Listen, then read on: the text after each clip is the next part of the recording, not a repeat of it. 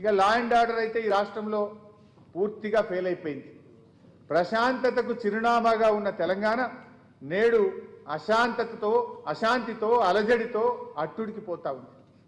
10 ఏళ్ల కేసీఆర్ గారి హయాంలో ఎక్కడా మత కలహాలు లేవు. రేవంత్ ఏడాది పాలనలో 9 చోట్ల మత కలహాలు జరిగాయి. 9 చోట్ల మత కలహాలు జరిగాయి. రాష్ట్రంలో ఎన్నడూ లేని విధంగా రాజకీయ కక్ష సాధింపు చర్యలు జరుగుతూ ఉన్నాయి.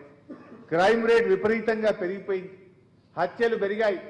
అత్యాచారాలు నిత్యకృత్యం అయిపోయినాయి. చివరికి ముఖ్యమంత్రి గారి స్వంత గ్రామం, ఇందాక మన వీడియోలో చూసాం, కొండారెడ్డిపల్లి మాజీ సర్పంచ్ సాయిరెడ్డి గారు రేవంత్ రెడ్డి బ్రదర్స్ వల్ల నేను చనిపోతా ఉన్నా, వాళ్ళ వేధింపులు తట్టుకోలేక నేను చనిపోతున్నానని సూసైడ్ నోట్ రాసి మాజీ సర్పంచ్ సాయిరెడ్డి గారు చనిపోతే ఈ రోజు వరకు చర్యలు లేవు, విచారణ లేదు. అంటే చట్టం కాంగ్రెస్ పార్టీకి చుట్టమైపోయింది. ఈ చట్టం గాంధీ భవన్లో ఆధారంగా ఈ రాష్ట్రంలో ఈరోజు చట్టం అమలవుతా ఉంది.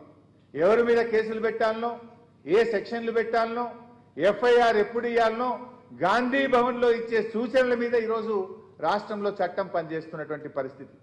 అంటే పరిపాలన మీద పట్టులేక, శాంతి భద్రతలు సరిగ్గా నిర్వహించలేక, హోంమంత్రిగా కూడా ముఖ్యమంత్రి స్వయంగా ఉండి ఈరోజు శాంతి భద్రతల్ని కాపాడడంలో పూర్తిగా ఈ ప్రభుత్వం ఫెయిల్ అయిపోయింది. శాంతి భద్రతల వైఫల్యం వల్ల కూడా ఈరోజు రాష్ట్రంలో పెట్టుబడులు పెట్టడానికి అనేక మంది ముందుకు రాక వెనక్కి వెళ్ళిపోతున్నటువంటి పరిస్థితి ఉంది.